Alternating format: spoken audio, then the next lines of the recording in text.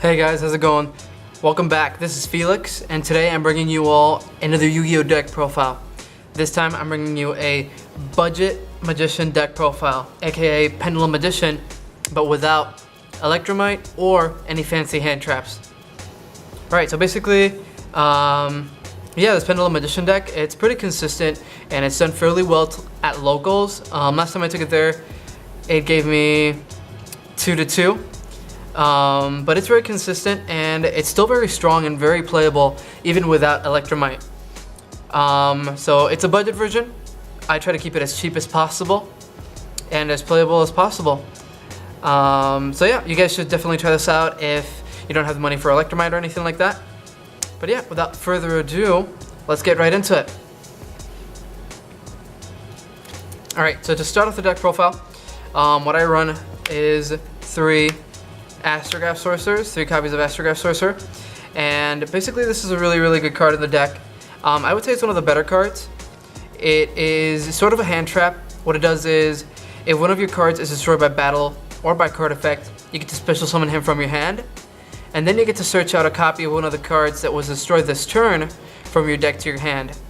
So basically, he replaces anything that was destroyed on your side of the field. And yeah, it's just really nice. It's sort of a +1, and so I run him at 3. And he also lets me overlay for rank 7 in this deck. So 3 copies, he's one of the better cards. Next, I run 3 Wisdomite Magicians. This is also one of the better magicians, and that's because he can replace himself. His pendulum effect is, if he's in your scales and you have another magician in your other scale, it can destroy him and then basically substitute him for any magician monster in your deck. So you can destroy him, and if you're missing a high scale or a low scale, you can look for a Black Magician or a Purple Poison Magician or even an Oath Dragon Magician. So he's really good, so I play him at 3. Next is 3 copies of Black Fang Magician. Now a lot of people play him at 2. I play him at 3 just because I want to play as many magicians as possible, and since this is a budget build and we don't have Electrumite, I can't really run stuff like Chronograph Sorcerer or Time Star Magician and stuff like that. I mean Stargazer Magician and stuff like that. So I run him at 3, and plus his effect is pretty good. If he's destroyed in your scale, he brings back a magician from the graveyard. So he's really good. Actually, I think he brings out a dark spellcaster from your graveyard. So it's not just a magician.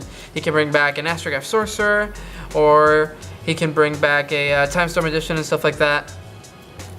So yeah, and he's also one of your better high scales. Next, I run 3 Purple Poison Magician. He is one of the better low scales, and again, I run him at 3 because we really need the magician numbers in this deck. So if he's destroyed, you get to destroy a face-up card on the field, and so he's a really nice removal effect. And yeah, it helps get rid of troublesome cards from your opponents. So if you destroy him yourself, you get to destroy a card your opponent controls. So let's say you have that, and you also have a Time Pendulum Graph on your side of the field. You can basically combo it, and you can destroy 2 or even 3 cards that your opponent controls if you have this and Purple Poison Magician. So it's really nice, and it works really well in this deck. One of the better low scales. Next up, I play 2 Harmonizing Magicians, and the reason why I play it at 2, a lot of people play it at 3, but I play it at 2 because at 3, I find it a little bit cloggy, so I like to play it at 2. But you can definitely play it at 3 if you want. He is one of the swarmers, so you can summon him. If you pendulum summon him, you also get to summon a magician from your deck to your side of the field. So it's a really good effect. Yeah, definitely worth checking out, guys. Next, I run 2 Oath Dragon Magicians, and his effect is whenever he's in your scale and you have another magician in your other scale, you get to add a magician from your extra deck to your hand. So So he's really good at recycling. I really like him as a low scale, and that's why I run him at 2. Some people run him at 1. I've seen that. So you can definitely try that out, but definitely not at 3, I would say. That's kind of cloggy. But yeah, next up, for the engine I run here, I actually run in this budget build a Performapal engine. So I run 2 Performapal Pendulum Sorcerers, 2 Performapal Second Donkeys, and then 1 Performapal Odd Eyes Dissolver, and then 1 Odd Eyes Pendulum Dragon. So I run sort of a Performapal engine in this deck, and it's just something to substitute since the ban list hit Double Iris Magician and Skulker by Joker. This is basically my budget substitution, and I'll explain it right now. So basically, Second Donkey, he's replacing your normal summon from Skulker by Joker. What he does is, if he's normal or special summoned, you get to send a Performapal monster from your deck to the graveyard. But if you have 2 monsters in your scales, you can add that monster to your hand instead.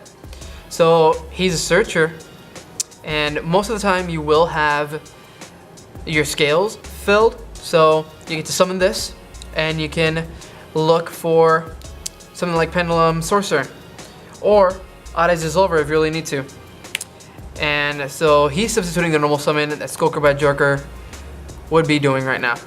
So after you look for Pendulum Sorcerer, what I do with him is, if he's Pendulum summoned, I get to destroy up to 2 cards on my side of the field, and then add Performapal monsters from my deck to my hand up to the number of monsters I chose to destroy. So basically, whenever you Pendulum summon him, he triggers off some of your effects, some of your Magician's effect. So you can trigger off Purple Poison Magician with this. It can also start Astrograph Sorcerers. And then you get to search a Second Donkey for next turn, another Second Donkey, or a Odd Eyes Dissolver, and then you get to fusion summon for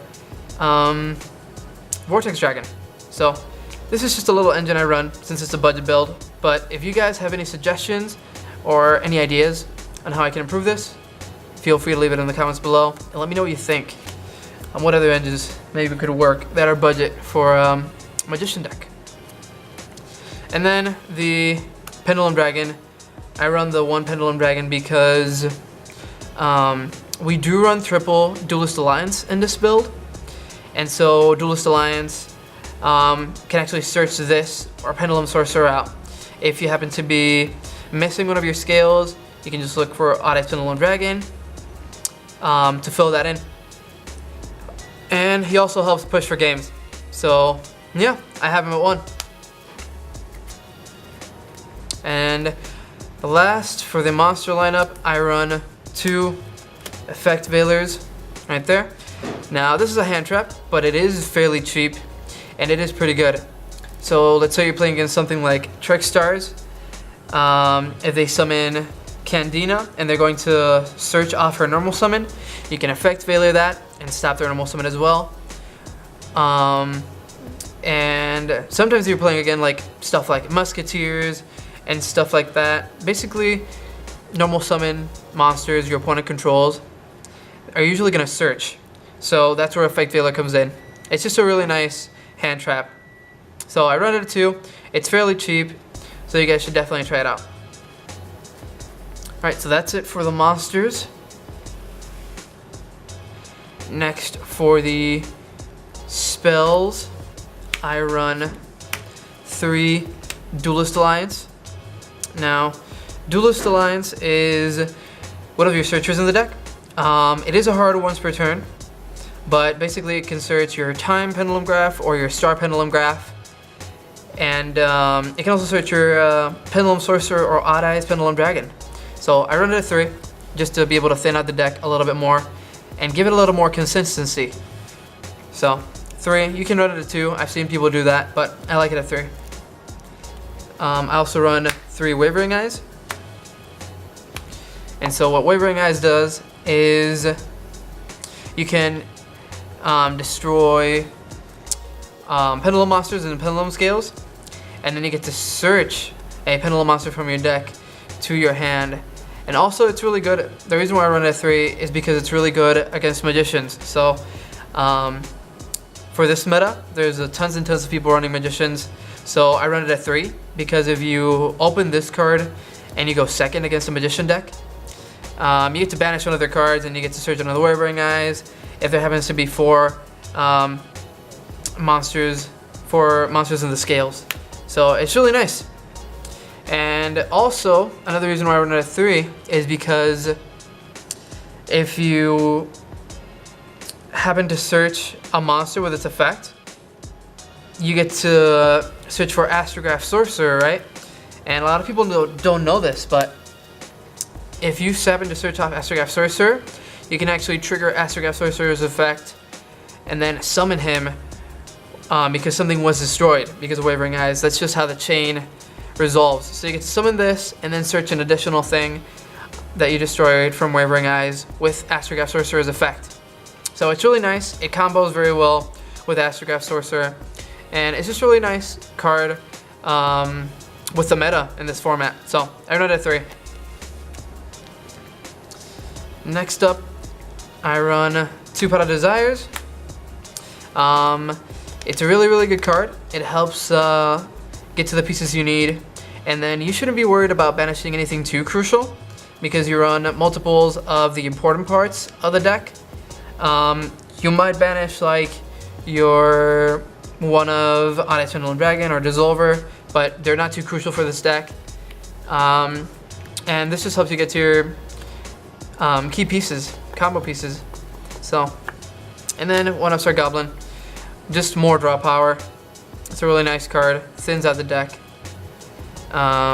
Next up, I run 2 Mystical Space Typhoons because it allows me to destroy spell and trap cards from my opponent's side of the field. It also helps out bait cards your opponent controls. So let's say they activate a Cosmic Cyclone, and if you set this, they'll have to choose between targeting your scales or then the face down card. And if they do target the face down card, well, you can just chain it as well and blow something they control with Mystical Space Typhoon. Also, if you really need to, you can also use Mystical Space Typhoon's effect to destroy one of your own Magicians and then trigger their effects. So most of the Magician's effects are activated when they're destroyed, so that's why I prefer Mystical Space Typhoon over something like Cosmic Cyclone and stuff like that. So 2 Mystical Space Typhoon, 2 Star Pendulum Graphs.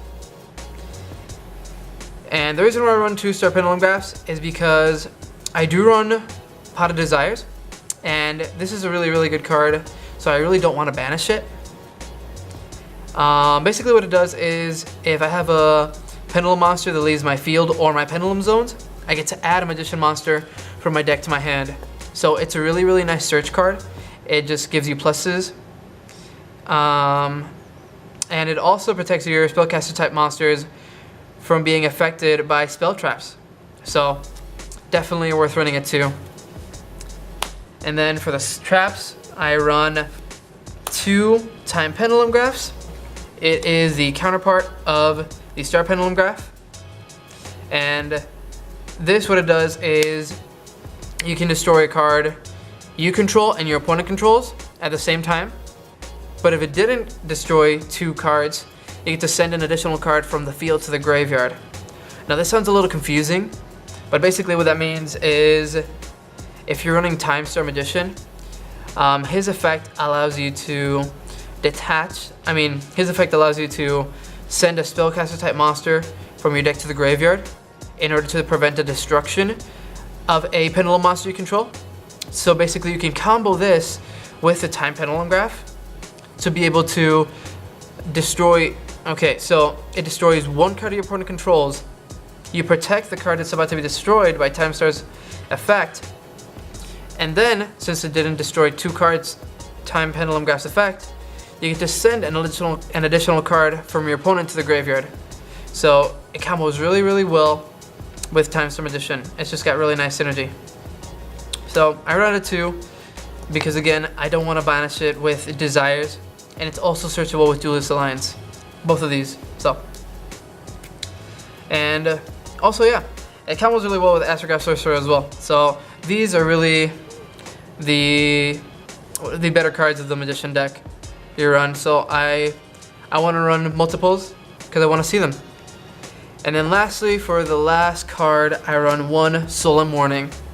Now you can change the numbers a little bit. You can run Solemn Warning, you can run Solemn Strike, even Solemn Judgment, which is what I would run if I had it, but Solemn Warning is what I'm running right now. I would definitely change it for Solemn Warning, Solemn Judgment.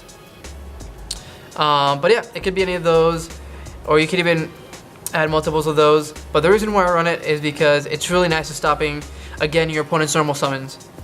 And a lot of decks today rely on their normal summon.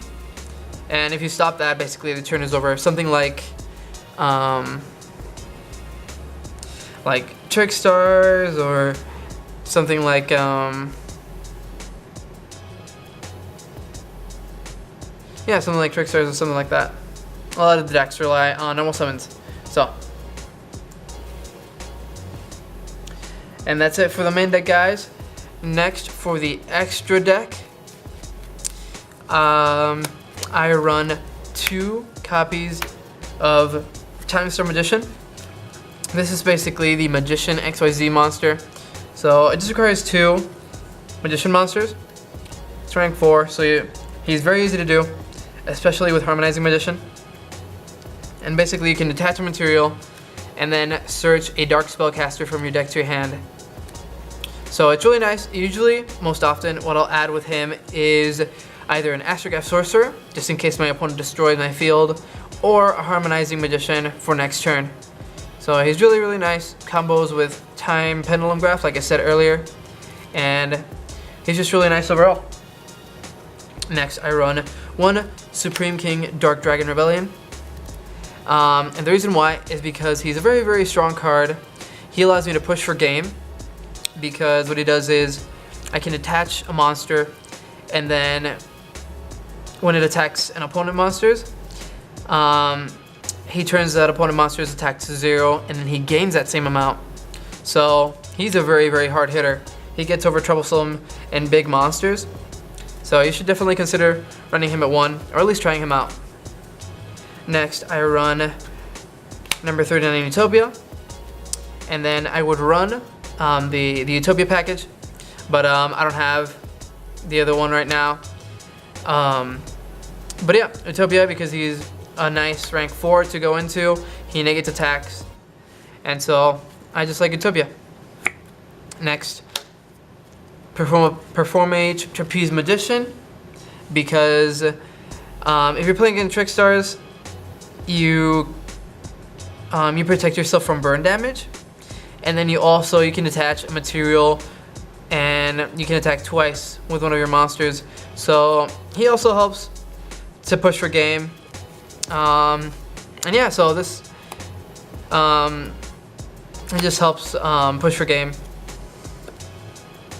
And then lastly, for the XYZs, I run one Odd Eyes Absolute Dragon.